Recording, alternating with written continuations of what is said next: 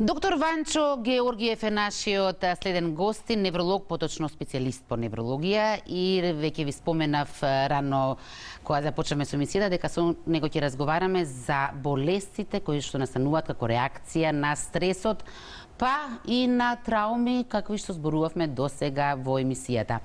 Докторе, добро утро. Добро утро. Добро ни дојдовте. Особено сум им благодарна на докторите што во едно вакво време успеваат да најдат време и за нас, особено за нашите гледачи, иако знаеме дека имате тоа како многу работа. Така, мене ми е драго што можам да учествувам во вашата емисија и се надевам дека во нашиот разговор ќе успееме да споделиме некои важни информации до гледачите на утринската емисија во Алфа телевизија. Стресот е многу често спомнуван термин. Постојано ни велат избегнувајте стрес, иако не знаеме нели како. Стресот предизвика, ова е стресна ситуација, а јас би започнала прво, ако може да дефинираме што е воопшто стрес, за после да видиме што се е реакција на стресот. Да, навистина, кога зборуваме за стресот, најчесто имаме една негативна асоциација дека тоа нешто не е во ред, тоа е нешто лошо. Меѓутоа, од медицински аспект, стресната реакција е една нормална физиолошка реакција која што нас ни е потребна и не заштитува. Во ситуации кога ние ќе се најдеме во такви ситуации кога што имаме реална опасност по нашиот живот и нашата екзистенција. Например, да земеме една ситуација кога поминуваме преку улица и во тој момент брзо поминува некакво возило кое што свири по нас. Доколку не се активира таа стресна реакција во нашето тело, ние ќе си останеме рамнодушни на улицата и веројатно ќе бидеме прегазени. Меѓутоа, токму таа стресна реакција го подготвува телото за кратко време, за дел од секундата да изреагира адекватно или да ја избегне ситуацијата или да се бори со заканата. Што всушност се случува, јас би се обидел на кратко само да објаснам. Се вклучува еден аларм во мозокот, каде што се активира еден дел од мозокот, така наречен симпатички нервен систем, кој што испраќа сигнали до целото наше тело и особено до една жлезда во бубрегот, надбубрежна жлезда над бубрегот. Таа ослободува стрес хормони, тоа се адреналин и норадреналин, и тие хормони веднаш делуваат најмногу на срцето, на белите дробови, на црниот дроб и на мускулите. Тие му дават сигнал на срцето брзо да чука, на белите дробови интензивно да дишат, да се шират дишните патишта, да внесуваме што е можно повеќе кислород.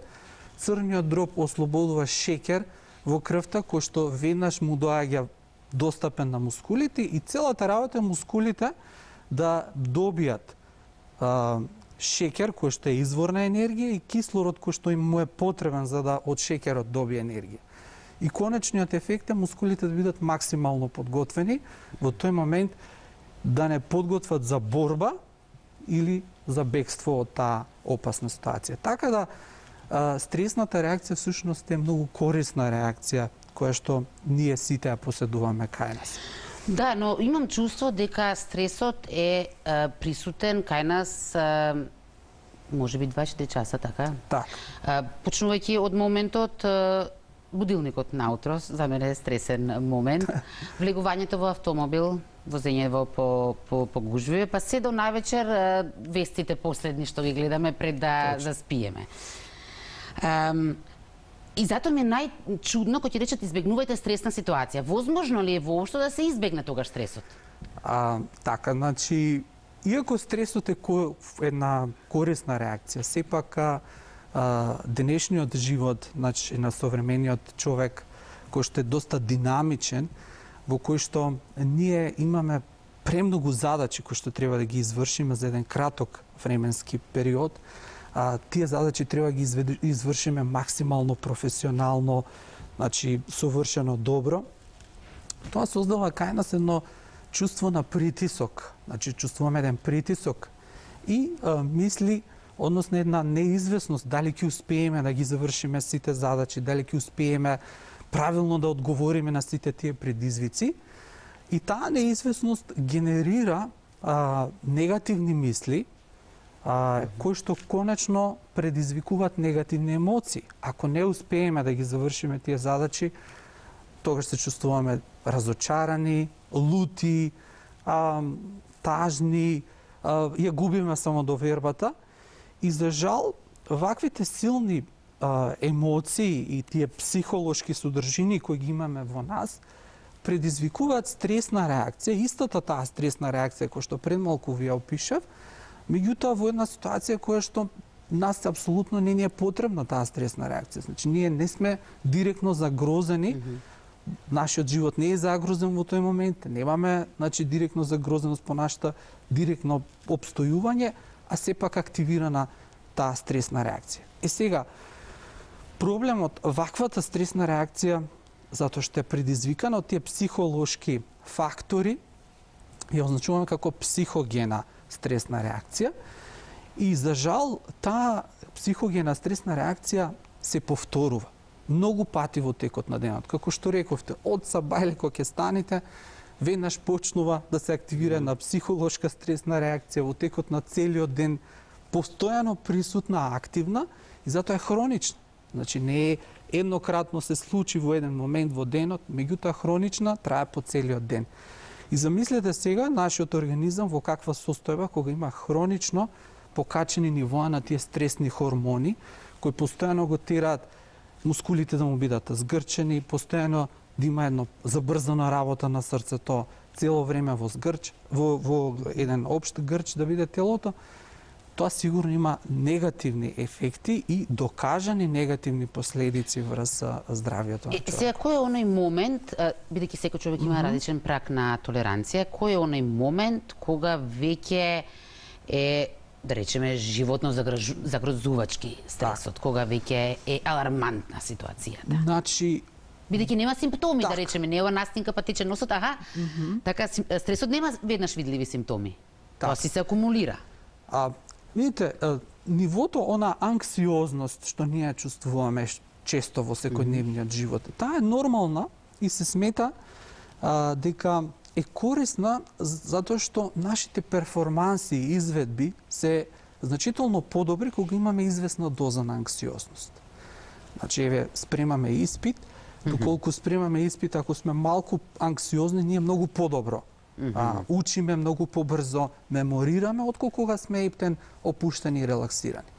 Но кога нивото на таа анксиозност ќе ги надмине сите нормални граници, тогаш веќе стресната реакција е многу интензивна и штетна. Во тој момент имаме штетни ефекти. И сега тие штетни ефекти познати се кај нас, значи на медицината одамна и се познати, тоа се ефекти врз повеќе органи и органски системи во нашето тело. Може би најдобро проучувани се ефектите врз срцето, врз кардиоваскуларниот систем и врз гастроинтестиналниот систем. Денеска се знае, одамна веќе се знае дека многу срцеви болести, срцеви инфаркти, аритмии срцеви, покачен крвен притисок, се токму директно поврзани со тој дејството на тој хроничен психоген стрес кога е екстремно силно изразен. Кај гастроинтестиналниот систем познато е, например, дека чирот на желудникот или хроничниот гастритес итекако може да биде предизвикан од хроничен психоген стрес.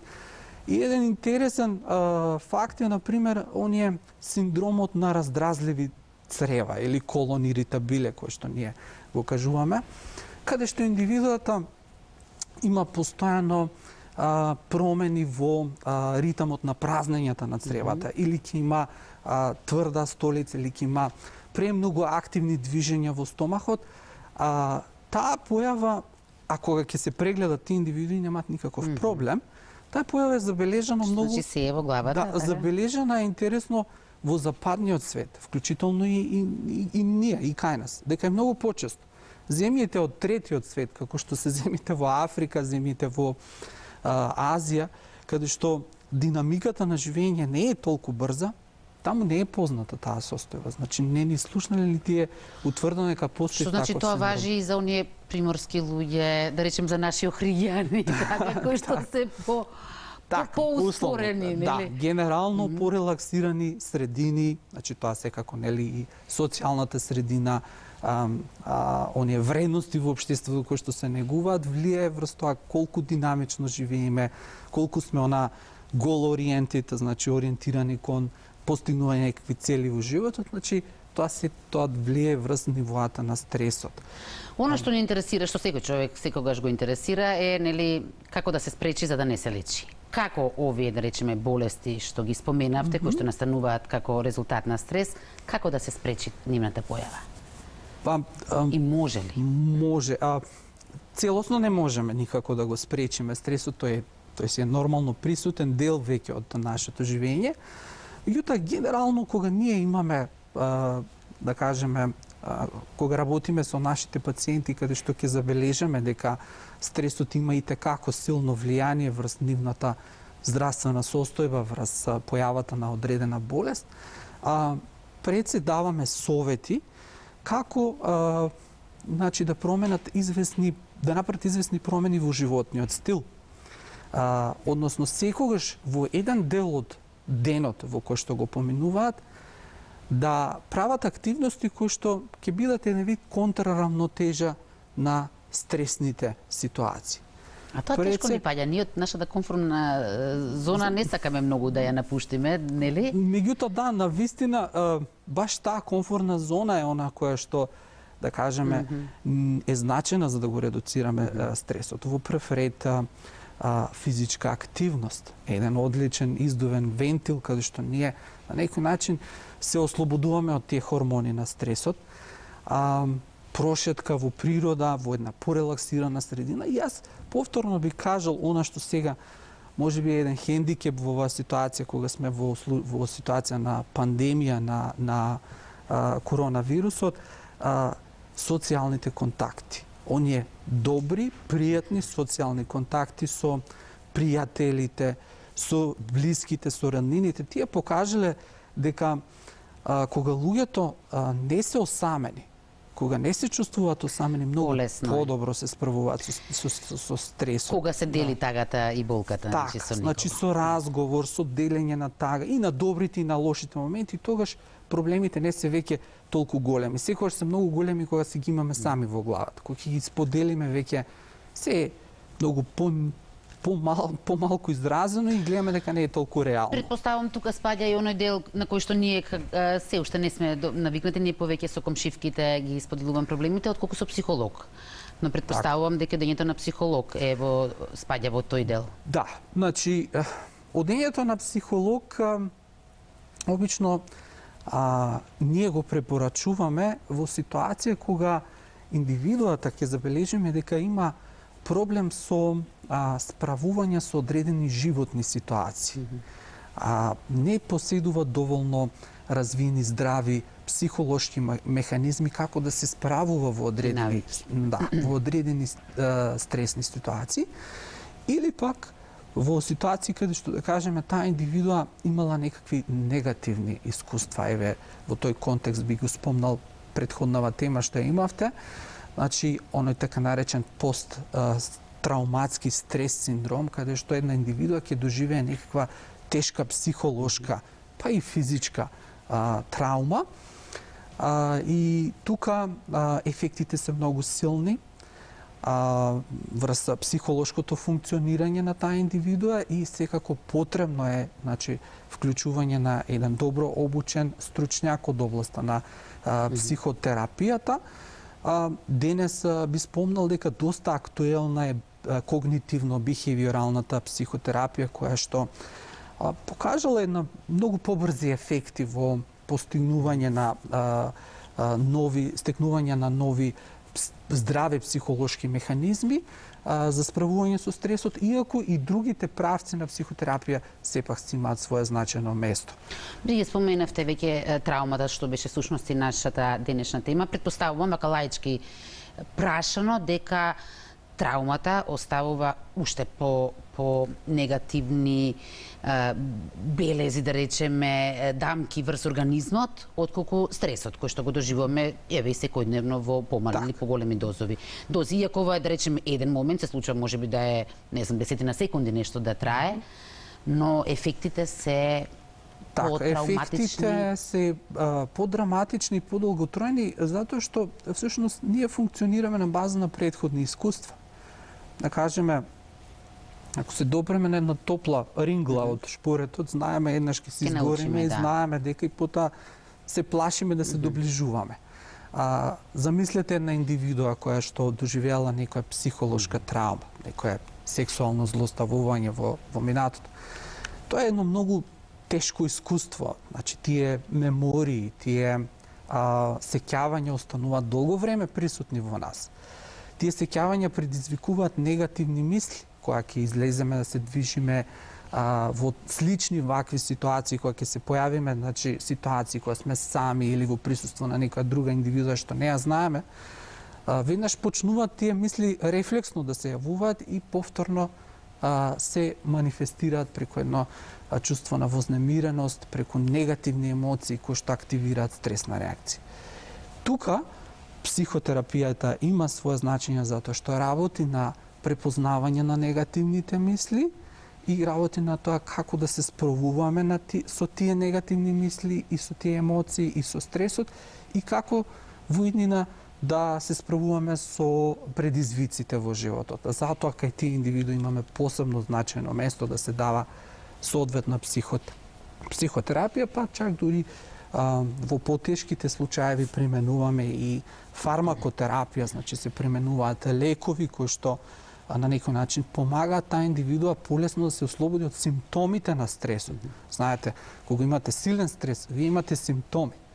Срцето ви лупа брзо, се потите, имате чувство на нестабилност, како да имате некоја вртоглавица, не можете да одите нормално. И сето тоа може да биде во една силна панична реакција, која што не ви дозволува нормално да функционирате. Во тој случај даваме и лекови. Лековите имаат за цел да ги блокираат тие симптоми на стресот, значи тие непосакувани симптоми на стресот, а психотерапијата има за цел да ги коригира психолошките делови, психолошките моменти кои што се предизвикувачи на таа стресна реакција. Има уште еден момент што сметам дека е важно да го споменеме, а тоа сега зборувавме за болестите кои се реакција на стресот. А што е со стресот кој што се појавува како реакција на болестите? На болестите, така. Јас овде повеќе како невролог би се осврнал на невролошките болести. Нормално во вашата бранша. Така, во мојот домен.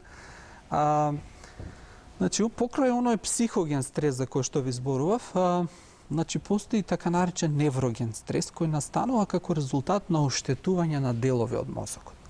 Да кажеме една индивидуа која што доживела мозочен удар, например. Кај нејзе се случиле оштетување на делови од мозокот, најчесто тоа се делови од еден така наречен лимбички систем во мозокот.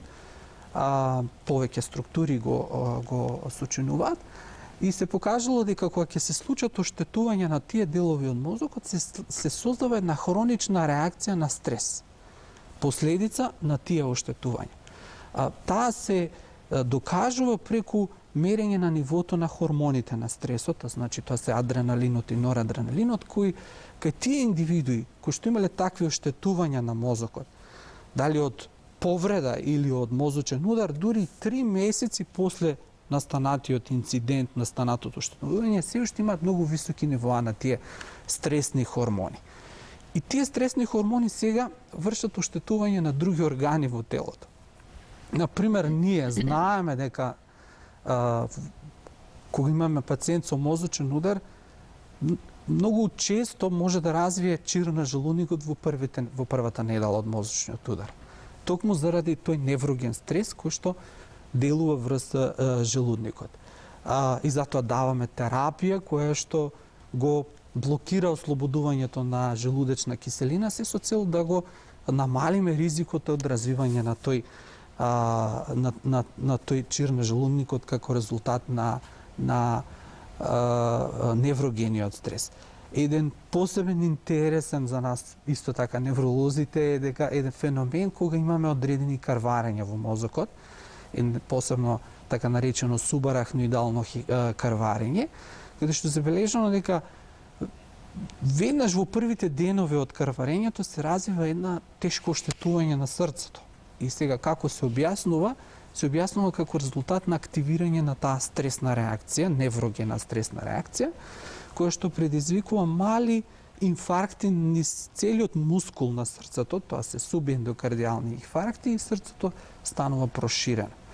И повторно, знаејќи го тој феномен, ние даваме терапија се со цел соодветна, тоа се блокатори на адренергичните рецептори, се со цел да го заштитиме колку можеме срцето од ефектите на тој невроген стрес. Така да не само психогениот, него и неврогениот. Но морам да напоменам конкретно, например, кај невролошките пациенти, никогаш не е само неврогениот. Секогаш е дополнително и психогениот присутен. Замислете се една индивидуа која што до пред недела дена била активна, се движела нормално, значи немала никакви проблеми, сега одеднаш доживува мозочен удар, станува инвалидизирана.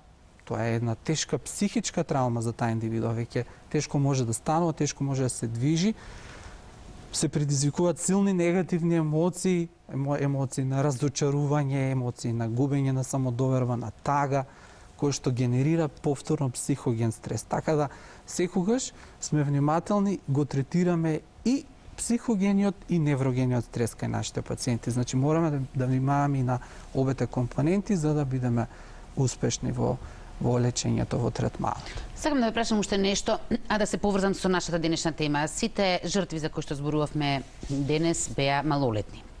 А кај нашиот народ нели постои некој размислување, лесно тој е млад ќе му помине. Дали е таква ситуацијата и со стресот и со траумите, дали ако си помлад е полесно или обратно, или пак не бира години тоа? Вака, моје мислење, ова не е стручно мислење, мислам дека секоја индивидуа, без разлика на возраста, кој ќе доживее некакво тешко, стресно доживување, таа траума ќе остане да биде присутна во себе, ќе носи последиците од таа траума без разлика дали е помлада или постара индивидуа. Можеби помладите индивидуи ќе употребат некакви механизми како да се справуваат привремено со последиците од траумата, меѓутоа без соодветна помош, стручна помош од психолог. Многу често знаеме погрешни механизми да употребиме, механизми на негирање, механизми на едноставно игнорирање. Добро се случи, па ништо. За да по известно време, после низа години, таа си стои во позадина, во нашето подсвесно екзистирање, да почне да пројавува симптоми за кои што ние можеби и не сме свесни. Така да, дефинитивно и кај младите, и кај постарите индивидуи еднаков е ефектот според мене. Значи, зависи од типот на стресната реакција и од индивидуалните способности, механизми со кои што располага таа индивидуа да се справи со таквата стресна ситуација. Јас многу ви благодарам за ова ваше гостување. За крај можеме да одвоиме уште нека минутка за ваши совети и препораки до гледачите како да се чуваат во ова стресно време што го нарекуваме. Добро, па пред се, значи еве сега малце би се поврзал со актуелната состојба, значи со епидемијата. Би им препорачал на гледачите, на нашите пациенти, им препорачуваме да посветат внимание на здрави навики во животот, физичката активност да не ја заборавиме, излегувањето надвор, во природа, таму кај што можеме да се движиме, ако земеме нели во склоп на ограничувањето на рестрикциите кои што сега ги имаме. Само малку ќе ве прекинеме, имаме тука некои само што не стигнавме да ги прашаме разни препораки што ги наоѓаме нели на интернет, меѓу другото има и препораки дека и вежбањето дома помага. И се препорачува да речеме умствени вежби, медитација се препорачува, јога, пилатес, претпоставувам. Така. Не може да штети, така? Не, апсолутно, значи не може да штети.